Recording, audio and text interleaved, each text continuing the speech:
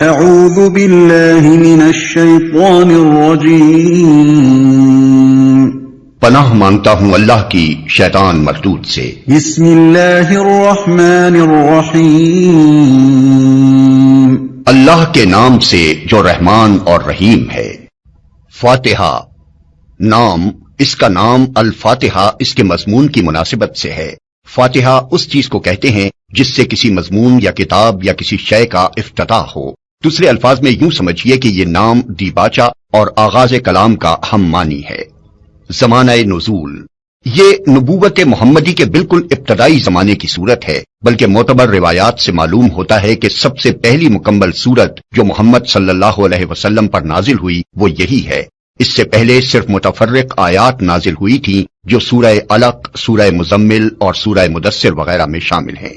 مضمون، دراصل یہ سورہ ایک دعا ہے جو خدا نے ہر اس انسان کو سکھائی ہے جو اس کی کتاب کا مطالعہ شروع کر رہا ہو۔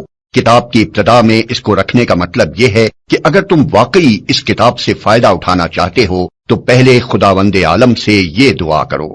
انسان فطرتاً دعا اسی چیز کی کیا کرتا ہے جس کی طلب اور خواہش اس کے دل میں ہوتی ہے، اور اسی صورت میں کرتا ہے جبکہ اسے یہ احساس ہو کہ اس کی مطلوب چیز اس ہستی کے اختیار میں ہے جس سے وہ دعا کر رہا ہے۔ پس قرآن کی ابتدا میں اس دعا کی تعلیم دے کر گویا انسان کو یہ تلقین کی گئی ہے کہ وہ اس کتاب کو راہ راست کی جستجو کے لیے پڑھے، طالب حق کسی ذہنیت لے کر پڑھے اور یہ جان لے کہ علم کا سرچشمہ خداوند عالم ہے، اس لیے اسی سے رہنمائی کی درخواست کر کے پڑھنے کا آغاز کرے۔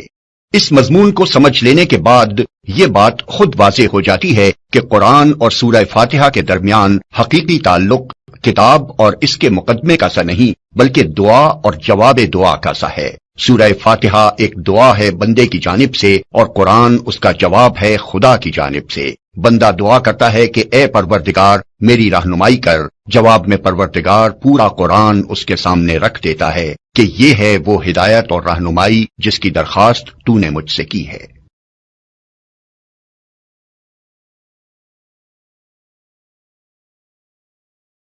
بسم اللہ الرحمن الرحیم، اللہ کے نام سے جو رحمان اور رحیم ہے۔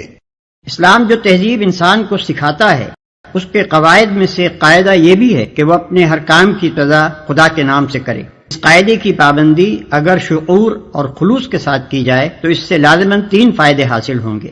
ایک یہ کہ آدمی بہت سے برے کاموں سے بچ جائے گا کیونکہ خدا کا نام لینے کی عادت اسے ہر کام شروع کرتے وقت سوچنے پر مجبور کر دے گی کہ کیا واقعی میں اس کام پر خدا کا نام لینے میں بجانب ہوں۔ دوسرے یہ کہ جائز اور صحیح اور نیک کاموں کی ابتدا کرتے ہوئے خدا کا نام لینے سے آدمی کی ذہنیت بالکل ٹھیک سا اختیار کر لے گی اور وہ ہمیشہ صحیح ترین نقطے سے اپنی حرکت کا آغاز کرے گا۔ تیسرا اور سب سے بڑا فائدہ یہ ہے کہ جب وہ خدا کے نام سے اپنا کام شروع کرے گا تو خدا کی تائید اور توفیق اس کے شامل حال ہوگی، اس کی صحیح میں برکت ڈالی جائے گی اور شیطان کی فساد انگیزیوں سے اس کو بچایا جائے گا۔ خدا کا طریقہ یہ ہے کہ جب بندہ اس کی طرف توجہ کرتا ہے تو وہ بندے کی طرف توجہ فرماتا ہے۔ الحمدللہ رب العالمین، تعریف اللہ ہی کے لیے ہے جو تمام کائنات کا رب ہے۔ تعریف اللہ ہی کے لیے ہے۔ جیسا کہ ہم دیباچے میں بیان کر چکے ہیں، سورہ فاتحہ اصل میں تو ایک دعا ہے، لیکن دعا کی ابتدا اس ہستی کی تعریف سے کی جا رہی ہے جس سے ہم دعا مانگنا چاہتے ہیں۔ یہ گویا اس امر کی تعلیم ہے کہ دعا جب مانگو تو مہذب طریقے سے مانگو۔ یہ کوئی تہذیب نہیں ہے کہ منہ کھولتے ہی جھٹ اپنا مطلب پیش کر دیا۔ تہذیب کا تقاضا یہ ہے کہ جس سے دعا کر رہے ہو پہلے اس کی خوبی کا، اس کے احسانات اور اس کے مرتبے کا اعتراف کرو۔ تعریف اس کی بھی کرتے ہیں، 2 وجوہ سے کیا کرتے ہیں۔ ایک یہ کہ وہ بجائے خود حسن و خوبی اور کمال رکھتا ہو، قطع نظر اس سے کہ ہم پر اس کے ان فضائل کا کیا اثر ہے۔ دوسرے یہ کہ وہ ہمارا محسن ہو اور ہم اعتراف نعمت کے جذبے سے سرشار ہو کر اس کی خوبیاں بیان کریں۔ اللہ تعالیٰ کی تعریف ان دونوں حیثیتوں سے ہے۔ یہ ہماری قدر شناسی کا تقاضا بھی ہے اور احسان شناسی کا بھی کہ ہم اس کی تعریف میں رد اللسان ہوں۔ اور بات صرف اتنی ہی نہیں ہے کہ تعریف اللہ کے لیے ہے، بلکہ صحیح یہ ہے کہ تعریف اللہ ہی کے لیے ہے۔ یہ بات کہہ کر ایک بڑی حقیقت پر سے پردہ اٹھایا گیا ہے، اور وہ حقیقت ایسی ہے جس کی پہلی ہی ضرب سے مخلوق پرستی کی جڑ کٹ جاتی ہے۔ دنیا میں جہاں جس چیز اور جس شکل میں بھی کوئی حسن، کوئی خوبی، کوئی کمال ہے، اس کا سرچشمہ اللہ ہی کی ذات ہے۔ کسی انسان، کسی فرشتے، کسی دیوتا، کسی سیارے، غرض کسی مخلوق کا کمال بھی ذاتی نہیں ہے بلکہ اللہ کا عطیہ ہے۔ پس اگر کوئی اس کا مستحق ہے کہ ہم اس کے رضا اور احسان مند اور شکر گزار، نیاز مند اور خدمتگار بنے تو وہ خالق کمال ہے نہ کہ صاحب کمال، جو تمام کائنات کا رب ہے۔ رب کا لفظ عربی زبان میں 3 معنوں میں بولا جاتا ہے، 1 مالک اور آقا، 2 مربی پرورش کرنے والا، خبر گیری اور نگہبانی کرنے والا، 3 فرمانروا، حاکم، مدبر اور منتظم۔ اللہ تعالیٰ ان سب معنوں میں کائنات کا رب ہے۔ الرحمن الرحیم، رحمان اور رحیم ہے۔ انسان کا خاصہ ہے کہ جب کوئی چیز اس کی راہ میں بہت زیادہ ہوتی ہے تو وہ مبالغے کے صیغوں میں اس کو بیان کرتا ہے، اور اگر ایک مبالغے کا لفظ بول کر وہ محسوس کرتا ہے کہ اس شے کی فراوانی کا حق ادا نہیں ہوا تو پھر وہ اسی معنی کا ایک اور لفظ بولتا ہے تاکہ وہ کمی پوری ہو جائے جو اس کے نزدیک مبالغے میں رہ گئی ہے۔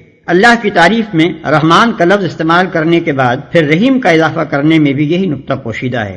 رحمان عربی زبان میں بڑے مبالغے کا صیغہ ہے، لیکن خدا کی رحمت اور مہربانی اپنی مخلوق پر اتنی زیادہ ہے، اس قدر وسیع ہے، ایسی بے حد و حساب ہے کہ اس کے بیان میں بڑے سے بڑا مبالغے کا لفظ بول کر بھی جی نہیں بھرتا، اس لیے اس کی فراوانی کا حق کرنے کے لیے پھر رحیم کا لفظ مزید استعمال کیا گیا۔ اس کی مثال ایسی ہے جیسے ہم کسی شخص کی فیاضی کے بیان میں سخی لفظ بول کر جب تشنگی محسوس کرتے ہیں تو اس پر داتا کا اضافہ کرتے ہیں۔ رنگ کی تعریف میں جب گورے کو کافی نہیں پاتے تو اس پر چٹے کا لفظ اور بڑھا دیتے ہیں۔ درازی قد کے ذکر میں جب لمبا کہنے سے تسلی نہیں ہوتی تو اس کے بعد تڑنگا بھی کہتے ہیں۔ مالک یوم الدین، روز جزا کا مالک ہے، یعنی اس دن کا مالک جبکہ تمام اگلی پچھلی نسلوں کو جمع کر کے ان کے کارنامہ زندگی کا حساب لیا جائے گا اور ہر انسان کو اس کے صلہ یا بدلہ مل جائے گا۔ اللہ کی تعریف میں رحمان اور رحیم کہنے کے بعد مالک روز جزا کہنے سے یہ بات نکلتی ہے کہ وہ نرا مہربان ہی نہیں ہے بلکہ منصف بھی ہے، اور منصف بھی ایسا با اختیار منصف کہ آخری فیصلے کے روز وہی پورے اقتدار کا مالک ہوگا، نہ اس کی سزا میں کوئی مزاحم ہو سکے گا اور نہ جزا میں مانے۔ لہذا ہم اس کی ربوبیت اور رحمت کی بنا پر اس سے محبت ہی نہیں کرتے بلکہ اس کے انصاف کی بنا پر اس سے ڈرتے بھی ہیں، اور یہ احساس بھی رکھتے ہیں کہ ہمارے انجام کی بھلائی اور برائی بالکلیہ اسی کے اختیار میں ہے۔ ایاک نعبد و ایاک نستعین، ہم تیری ہی عبادت کرتے ہیں اور تجھی سے مدد مانگتے ہیں۔ ہم تیری عبادت کرتے ہیں۔ عبادت کا لفظ بھی عربی زبان میں 3 معنوں میں استعمال ہوتا ہے، 1 پوجا اور پرستش، 2 طاعت اور فرما برداری، 3 بندگی اور غلامی۔ اس مقام پر تینوں معنی بیک وقت مراد ہیں، یعنی ہم تیرے پرستار بھی ہیں، مطیع فرمان بھی اور بندہ و غلام بھی۔ اور بس صرف اتنی ہی نہیں ہے کہ ہم تیرے ساتھ یہ تعلق رکھتے ہیں بلکہ واقعی حقیقت یہ ہے کہ ہمارا یہ تعلق صرف تیرے ہی ساتھ ہے۔ ان تینوں معنوں میں سے کسی معنی میں بھی کوئی دوسرا ہمارا معبود نہیں ہے۔ تجھی سے مدد مانگتے ہیں، یعنی تیرے ساتھ ہمارا تعلق محض عبادت ہی کا نہیں ہے بلکہ استعانت کا تعلق بھی ہم تیرے ہی ساتھ رکھتے ہیں۔ ہمیں معلوم ہے کہ ساری کائنات کا رب تو ہی ہے اور ساری طاقتیں تیرے ہی ہاتھ میں ہیں اور ساری نعمتوں کا تو ہی اکیلا مالک ہے، اس لیے ہم اپنی حاجتوں کی طلب میں تیری طرف ہی رجوع کرتے ہیں، تیرے ہی آگے ہمارا ہاتھ پھیلتا ہے اور تیری مدد ہی پر ہمارا اعتماد ہے۔ اسی بنا پر ہم اپنی یہ درخواست لے کر تیری خدمت میں حاضر ہو رہے ہیں۔ اہدنا الصراط المستقیم، ہمیں سیدھا راستہ دکھا۔ یعنی زندگی کے ہر شعبے میں خیال اور عمل اور برتاؤ کا وہ طریقہ ہمیں بتا جو بالکل صحیح ہو، جس میں غلط بینی اور غلط کاری اور بد انجامی کا خطرہ نہ ہو، جس پر چل کر ہم سچی فلاح و سعادت حاصل کر سکیں۔ یہ ہے وہ درخواست جو قرآن کا مطالعہ شروع کرتے ہوئے بندہ اپنے خدا کے حضور پیش کرتا ہے۔ اس کی گزارش یہ ہے کہ آپ ہماری رہنمائی فرمائیں اور ہمیں بتائیں کہ قیاسی فلسفے کی اس بھول بھلیاں میں حقیقت نفس الامری کیا ہے، اخلاق کے ان مختلف نظریات میں صحیح نظام اخلاق کون سا ہے، زندگی کی ان بے شمار پگڈنڈیوں کے درمیان فکر و عمل کی سیدھی اور صاف شاہراہ کون سی ہے۔ صراط الذین انعمت علیہم غیر المغضوب علیہم ولا الضالین،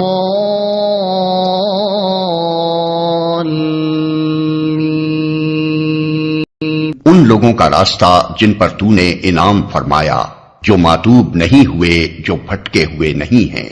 ان لوگوں کا راستہ جن پر تو نے انعام فرمایا۔